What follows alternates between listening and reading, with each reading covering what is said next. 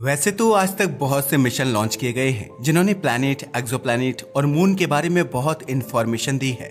मगर एक मिशन ऐसा भी है जो अंतरिक्ष में उस जगह तक पहुंच चुका है जहां इंसान तो छोड़ो, उसकी सोच तक नहीं पहुंची है। जी हाँ, आप सही समझे, हम बात कर रहे हैं उस ऐतिहासिक मिशन की जो आज तक साइंटिस्ट को वो जानकारी दे रहा है जिसके बारे में वैज्ञानिकों के सामने केवल थ्योरी और कल्पना ही मौजूद थी। मगर अब सवाल ये है कि जिस मिशन ने हमें ब्रह्मांड के सारे सच बताए वह आज किस हालत में है। क्या वह आज भी हमें डेटा भेज रहा है या अंधेरे में कहीं खो चुका है? यकीन मानो यह एक ऐसी कहानी है जिसे सुनकर आप हैरान रह जाएंगे। तो चलिए डिटेल में जानते हैं। हर स्पेस मिशन को भेजते समय उसकी उम्र पहले से ही तय होती है क्योंकि ये मिशन फ्यूल से चलते हैं और इन रॉकेट्स में फ्यूल रखने की एक फिक्स्ड कैपेसिटी होती है। मगर एक छोटा सा स्पेसक्राफ्ट धरती से निकलकर करोड़ों किलोमीटर दूर ऐसी जगह पहुंच जाएगा जहां आज तक इंसान की कोई चीज नहीं पहुंची। यह कम नहीं था और वैज्ञानिकों ने यह 47 साल पहले पूरा कर दिखाया। यह बात है 1970 के दशक की, जब स्पेस साइंस बहुत तेजी से उभर रहा था। उस दौर में नासा के कई सक्सेसफुल मिशन सामने आए, जैसे अपोलो मिशन चांद पर पहुंच चुका था और अब सबकी नजर इस पर थी कि सौरमंडल के कौन से राज आगे सामने आने वाले हैं। और फिर जन्म हुआ वॉयेजर मिशन का। एक्चुअल में 1977 में नासा ने 2 यान बनाए थे जिन्हें ट्विंस भी कहा जाता है। ये थे वॉयेजर 1 और वॉयेजर 2। इनका डिजाइन कुछ ऐसा था कि ये हमारे सोलर सिस्टम के सभी बड़े ग्रहों को नजदीक से स्टडी कर सकते थे। साथ ही ये ब्रह्मांड की गहराइयों में भी निकलने वाले थे। वैज्ञानिकों ने इसका नाम वॉयेजर यानी यात्री इसलिए रखा था क्योंकि इसका मकसद ही था अनजानी यात्राओं पर निकलना। वैसे क्या आपने कभी सोचा है कि इसे 1977 में ही लॉन्च क्यों किया गया? वेल, ऐसा करने की एक खास वजह थी कि उस साल हमारे सारे ग्रह यानी Jupiter, Saturn, Uranus and Neptune Sidhi line में आ रहे थे और ऐसा रेयर कोइंसिडेंस 136 साल में एक बार आता है। नासा के वैज्ञानिकों ने इसी एस्ट्रोनॉमिकल फिनोमिना का फायदा उठाया और वॉयेजर मिशन को प्लान किया ताकि बहुत ही कम फ्यूल के साथ ग्रेविटी की हेल्प से वह एक के बाद एक ग्रह तक पहुंच जाएं। यह कोई साधारण मिशन नहीं था। इसका अंदाजा आप इस बात से लगा सकते हैं कि इसे उस समय की सबसे बेहतरीन तकनीकी से बनाया गया था। फिर चाहे वह हाई रेंज एंटीना हो या फिर इसका स्ट्रक्चर। इसका high class high range antenna की बात करें तो यह धरती से लाखों करोड़ों किलोमीटर दूर होने के बावजूद सिग्नल भेज सकता था। साथ ही इसमें बेहद एक्स्ट्रा मॉडर्न कैमरे लगे हुए थे। ये कैमरे इतने मॉडर्न थे कि प्लैनेट्स की तस्वीरें, उनके मून का डेटा लेना और उनको स्टडी करने में बहुत मददगार थे। 5 सितंबर को वॉयेजर 1 और 20 अगस्त को वॉयेजर 2 को लॉन्च कर दिया गया। लेकिन कोई नहीं जानता था कि यह लॉन्च इतिहास में इस तरह दर्ज हो जाएगा कि इंसानी सभ्यता हमेशा इसकी कर्जदार रहेगी। 1979 में यह बृहस्पति के पास से गुजरा और इसने इतनी क्लीन एंड कलरफुल तस्वीरें भेजी कि धरती के लोग बस देखते ही रह गए। कोई नहीं जानता था कि जुपिटर इतना खूबसूरत भी हो सकता है। साथ ही पहली बार पता चला कि बृहस्पति का वातावरण कितना रहस्यमय है। यह एक ऐसा ग्रह है जहां तूफान और खतरनाक रेड स्पॉट मौजूद है। बृहस्पति यानी एक ऐसा ग्रह जो दिखने में जितना खूबसूरत है उतना ही हैरान कर देने वाला भी है। यहाँ पर खतरनाक तूफान चलते हैं। इनफैक्ट यहाँ एक रेड स्पॉट मौजूद है जिसमें हमारी पूरी पृथ्वी भी समा सकती है। वॉयेजर ने हर एक बारीक तस्वीर भेजी। साथ ही बृहस्पति के चांद भी वॉयेजर की नजरों से नहीं बच पाए। वैसे तो बृहस्पति के पास बहुत सारे चांद हैं, लेकिन उनमें आयो ने साइंटिस्ट्स को सबसे ज्यादा हैरान किया। अगर आयो की बात करें तो वहाँ ज्वालामुखी फट रहे थे।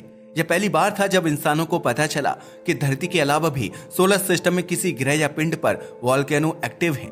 यकीन मानिए, आयो की यह तस्वीरें इतिहास बदलने वाली थी। आज भी यह साइंटिस्ट के लिए रिसर्च का विषय बनी हुई है। इसके बाद बृहस्पति के दूसरे चांद यूरोपा को भी यह मिशन दुनिया के सामने लाया। यूरोपा पर बर्फ की एक मोटी परत और उसके नीचे पानी होने के सबूत भी वॉयेजर ने पहली बार दिए थे। बृहस्पति के बाद वॉयेजर आगे बढ़ा और पहुंच गया शनि के पास। यह बात है 1981 की, जब वह शनि के करीब पहुंचा। इसके बाद शनि की इतनी खूबसूरत तस्वीरें सामने आई कि आपको यकीन भी नहीं होगा। शनि के छल्लों की तस्वीरों को देखकर वैज्ञानिकों की आंखें फटी की फटी रह गई, क्योंकि ये छल्ले जितने सुंदर लगते हैं असल में ये उससे कहीं ज्यादा कॉम्प्लेक्स हैं। इनफैक्ट हमें वॉयेजर से ही पता चला कि ये छल्ले छोटे छोटे बर्फ और चट्टानों के टुकड़ों से बने हुए हैं। इसके बाद शनि के मून को भी इस मिशन ने दुनिया से रूबरू करवाया, खासकर टाइटन को। वॉयेजर ने बताया कि टाइटन का एटमॉस्फेयर बहुत डेंस है और उसमें मीथेन जैसी गैसें मौजूद हैं। और आप जानकर हैरान रह जाएंगे कि यह मून अंदर से अर्थ जैसा प्रतीत होता है और साइंटिस्ट को यह तक लगने लगा कि क्या टाइटन पर जीवन की संभावना हो सकती है। और यकीन मानो, यह एक ऐसा खुलासा था जिसने साइंटिस्ट की सोच को बदल कर रख दिया। वॉयेजर का सफर अभी भी खत्म नहीं हुआ था। बृहस्पति और शनि के बाद यह पहुंच गया यूरेनस के पास। असल में 1986 में वॉयेजर 2 यूरेनस के पास से गुजरा था और पहली बार यूरेनस की एक नजदीकी तस्वीर हमारे सामने आई। यकीन मानिए, यूरेनस दिखने में बेहद खूबसूरत है। ये हल्के डार्क ब्लू कलर का है, मगर सबसे ज्यादा हैरान करता है इसका एक्सिस, जो अजीब तरह से झुका हुआ है। वॉयेजर ने यूरेनस के 10 नए चांदों और उसके चारों ओर मौजूद बारीक छल्लों की खोज की। जी हाँ, आपने सही सुना, यूरेनस के चारों ओर भी बारीक छल्ले पाए जाते हैं। हालांकि ये शनि जैसे नहीं है। इसके बाद वॉयेजर ने नेपच्यून की ओर रुख किया। 1989 तक यह मिशन नेपच्यून तक पहुंच गया। नेपच्यून की बात करें तो ये भी नीले रंग का ग्रह है, मगर यहाँ बहुत विशाल तूफान आते हैं, जैसे कहा जाता है द ग्रेट डार्क स्पॉट। जी हाँ, वॉयेजर 2 ने ही द ग्रेट डार्क स्पॉट की पहली झलक हमें दिखाई थी। इसके बाद नेपच्यून के चंद्रमा ट्राइटन की सतह पर जमी बर्फ और वहां होने वाली हलचल ने वैज्ञानिकों को चौंका दिया था। यकीन मानिए, इन सारे ग्रहों की अद्भुत तस्वीरों और जानकारियों ने न केवल विज्ञान की किताबें बदल दी, बल्कि हमारी सोच को भी बदल दिया। क्योंकि इस मिशन से न केवल बहुत सारे मून सामने आए, बल्कि जिन ग्रहों को हम कुछ और समझते थे, उनका असली रूप तो कुछ और ही निकला। वॉयेजर की वजह से पहली बार पता चला कि हमारा सौरमंडल हमारी सोच से भी ज्यादा कॉम्प्लेक्स और रहस्यों से भरा हुआ है। वॉयेजर ने साबित कर दिया कि इंसान की जिज्ञासा की कोई सीमा नहीं होती है। लेकिन यह तो बस ट्रेलर था। वॉयेजर का असली कारनामा अभी बाकी था, और इसका असली कारनामा तब शुरू हुआ जब उसने हमारे सौरमंडल की आखिरी सीमा पार कर ली। अब वह ऐसी जगह पहुंच गया था जहां सूरज की रोशनी भी सही से नहीं पहुंचती। यही वजह थी कि जब वॉयेजर ने इस सरहद को पार किया तो पूरी दुनिया की निगाहें उस पर टिकी थी। हमें पता है, अब आपके जहन में सवाल आ रहा होगा कि आखिर हमारे सौरमंडल की सीमा है क्या, और यह कितना बड़ा है। दरअसल हमारे सूरज ने अपनी रोशनी और ऊर्जा के साथ एक तरह का बबल बनाया हुआ है, जिसे हेलियोस्फीयर कहा जाता है। हेलियोस्फीयर में सूरज की सौर हवाएं चारों तरफ फैली होती हैं, मगर एक वक्त आता है जब ये हवाएं कमजोर हो जाती हैं और दूसरी ओर इंटरस्टेलर मीडियम यानी तारों के बीच की कोल्ड मिस्टीरियस विंड्स इसका मुकाबला करने लगती हैं। इस सीमा को हीलियोपॉज कहा जाता है। वॉयेजर 1 ने 2012 और वॉयेजर 2 ने 2018 में हीलियोपॉज को पार कर लिया था। यकीन मानिए, यह केवल नासा ही नहीं बल्कि दुनिया भर के साइंटिस्ट के लिए एक ऐसा हिस्टोरिकल मोमेंट था, क्योंकि ऐसा पहले कभी नहीं हुआ था। दरअसल कोई भी मैन मेड ऑब्जेक्ट पहले हमारी सौर सीमाओं के बाहर नहीं गई थी, बट वॉयेजर ने न केवल यह कर दिखाया, बल्कि इसके डिवाइसेस ने सौरमंडल के बाहर की जानकारी हमें देनी शुरू कर दी थी। दरअसल यही वो माध्यम था जिसने हमें बताया कि सौरमंडल के बाहर का इलाका सोलर सिस्टम जैसा बिल्कुल भी नहीं है। यह बहुत ही ठंडा और सन्नाटे से भरा हुआ था। वहाँ सूरज की गर्माहट ना के बराबर थी। वॉयेजर से पता चला कि वहाँ थोड़ी बहुत थिन गैस है, जिसे इंटरस्टेलर मीडियम कहा जाता है। यह गैस इतनी हल्की है कि अगर वहाँ इंसान खड़ा हो जाए तो ऐसा लगेगा जैसे कुछ भी नहीं है। मगर वैज्ञानिकों के लिए यह बहुत अहम था, क्योंकि पहली बार उस एरिया का डेटा हमारे पास आया था। यह वह जगह है जहां दूसरे तारों की हवाएं सूरज की हवाओं से टकराती हैं। वॉयेजर के मैग्नेटोस्फीयर से पता चला कि जब उसने हीलियोपॉज को पार किया था तो वहां का मैग्नेटिक फील्ड भी बदल गया था। लेकिन सवाल ये है कि आखिर ऐसा क्यों? ऐसा इसलिए क्योंकि सूरज का मैग्नेटिक इफेक्ट पीछे छूट गया था और अब हमारा वॉयेजर आकाशगंगा के दूसरे मैग्नेटिक फील्ड में पहुंच चुका था। यह बदलाव इतना अनोखा था कि वैज्ञानिकों को इसे समझने में कई साल लग गए। लेकिन वॉयेजर की जानकारी यहीं खत्म नहीं हुई थी। वह जर्नी वहां से आने वाली कॉस्मिक रेज की मात्रा को भी माप रही थी। असल में सौरमंडल के बाहर ये किरणें ज्यादा तेज होती हैं, क्योंकि वहां सूरज की सौर हवाएं उन्हें रोक नहीं पाती।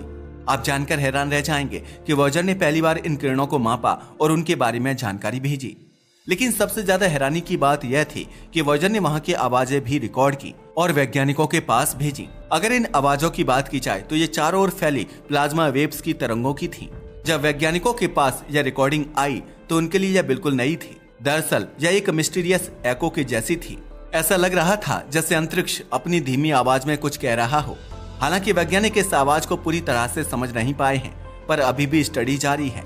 सौरमंडल के बाहर जाकर वॉयेजर ने एक और अनोखी चीज दिखाई। यह थी पेल ब्लू डॉट की तस्वीर। अगर पेल ब्लू डॉट की बात की जाए तो यह कुछ और नहीं बल्कि हमारी धरती की ही तस्वीर है। दरअसल वॉयेजर 2 इतनी दूर पहुंच चुका है जहां से धरती केवल एक नीले बिंदु जैसी नजर आती है।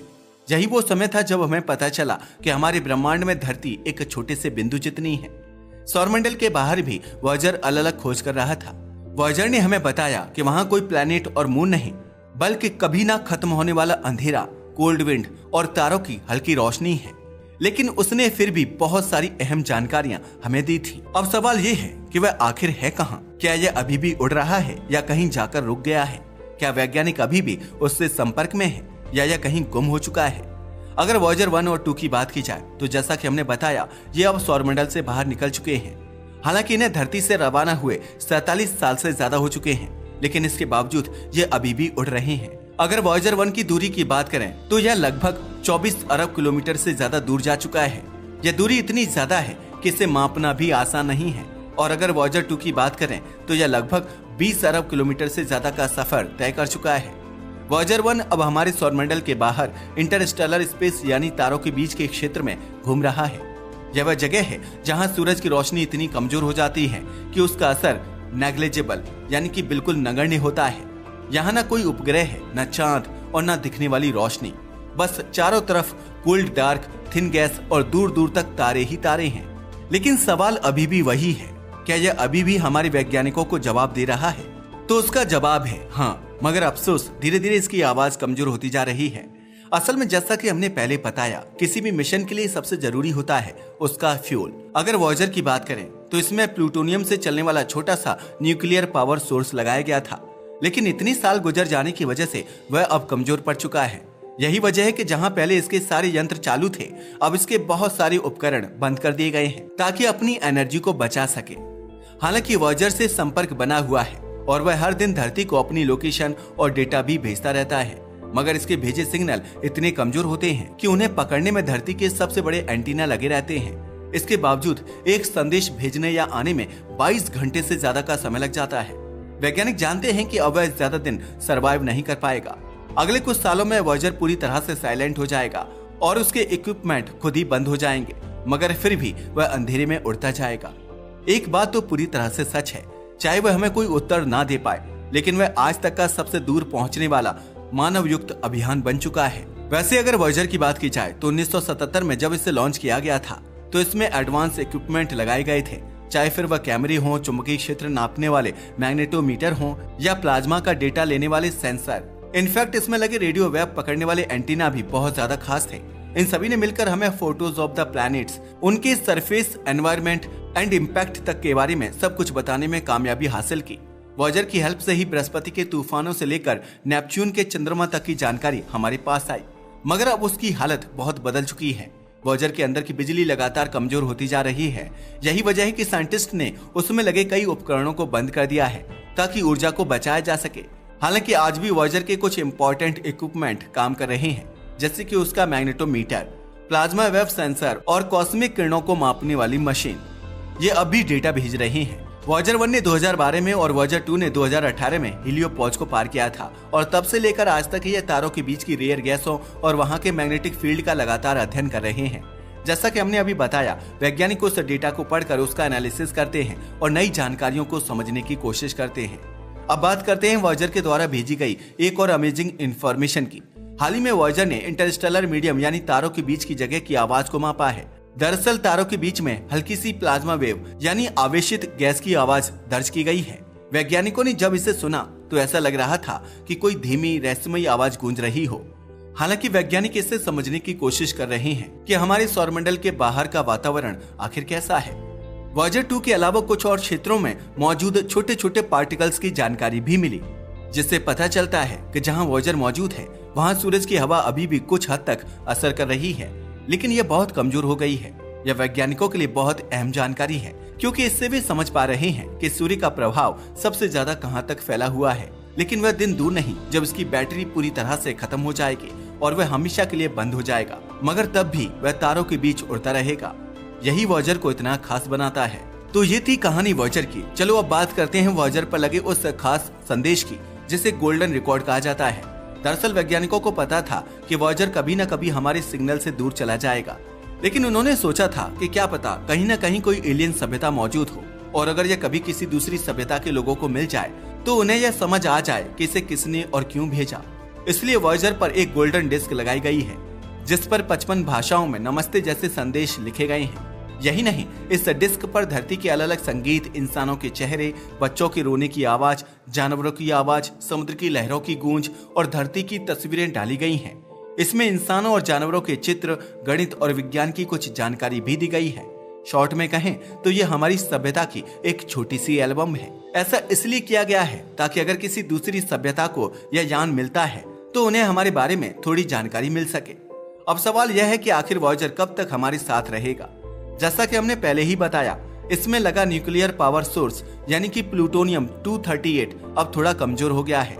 इसकी बैटरी लगभग पूरी तरह से खत्म होने वाली है, इसलिए वैज्ञानिकों ने इसके कई उपकरणों को बंद कर दिया है ताकि यह अधिक समय तक कुछ डेटा भेज सके। मगर फिर भी उम्मीद लगाई जा रही है कि वॉयेजर 2025 के अंत में या फिर 2026 की शुरुआत में पूरी तरह से बंद हो जाएगा। उसके बाद इसमें इतना पावर नहीं बचेगा कि यह धरती को कोई सिग्नल भेज सके। मगर यह बंद होने के बाद भी तारों के बीच आगे अंतरिक्ष में बढ़ता रहेगा, अरबों सालों तक हमारी याद बनकर चलता रहेगा। संभावना है कि जब तक यह किसी चीज से टकराएगा नहीं, तब तक यूं ही आगे बढ़ता रहेगा।